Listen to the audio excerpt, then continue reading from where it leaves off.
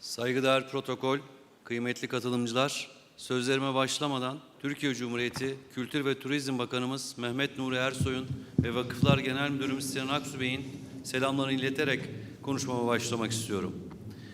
Nazik davetiniz için teşekkür ediyor. Arnavutlar'da vakıf geleneği, uluslararası sempozyumun tüm coğrafyalarda bulunan vakıf geleneğine katkı sağlayacağına inanıyor ve nazik davetiniz için teşekkür ediyorum. Değerli konuklar, Osmanlı'nın kök saldığı geniş coğrafyalarda en güçlü imzası İslam'ın köklü bir geleneği olan vakıf anlayışı olmuş, idaresine katılan her beldede kalıcı ve görkemli eserler bu ruhla inşa edilmiştir.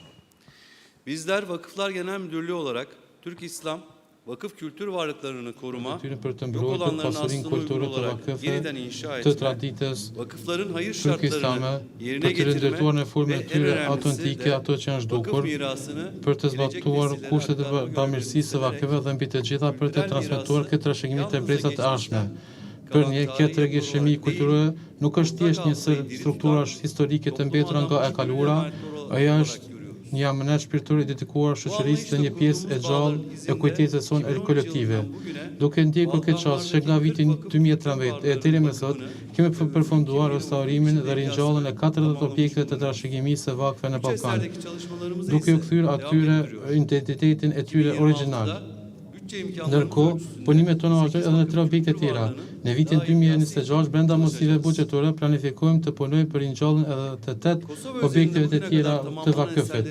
Sa i përket Kosovës, ndër objektet që kemi të përfunduar të Metani Xhakov janë medresja e vogël në Xhakov, qendra e trajnimeve në Xhakov, biblioteka që bën gjallë dinë e vakëfit në Xhakov, xhamia Mulla Jusufit, xhamia Sefës, xhamia Kusarit, xhamia Çarşisë në Pej dhe xhamia fshatit Syrygan. Në ndër objektet që kanë kaluar në restaurim përveç vendeve të adhurimit xhamive janë edhe kulla Sahatit në Mamush dhe kursi i Kuranit në Ravec. Ndërkohë, në programin tonë të investime kemi përfshirë edhe veprat që mbajnë gjuhën vakfi, si xhamia Atik në Gjilan, xhamia Hasan Agës në Rugov dhe xhamia e Gazi Ali Beyut në Vështërri. Pas përfundimit të procedurave të nevojshme të miratimit dhe brenda mundësive ekonomike do të fillojmë restaurimin të këtyre objekteve. Për ne, këto procese nuk janë vetëm punë ndërtimi, ato janë shpërblim të një civilizimi të bazuar në besnikëri dhe përgjegjësi. Të gjitha këto punime janë dëshmi e përkushtimit tonë ndaj kulturës së vakëfit. Besojmë se bakërit e kësaj bote shtohen dhe shumëfishon kur ndahen.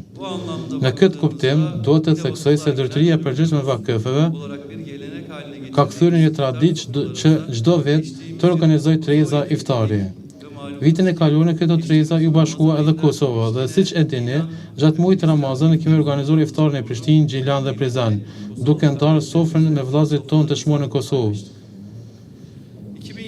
Për vitin 2026 kemi filluar tashmë përgatitjet për krijimin e këtyre sofrave edhe një herë.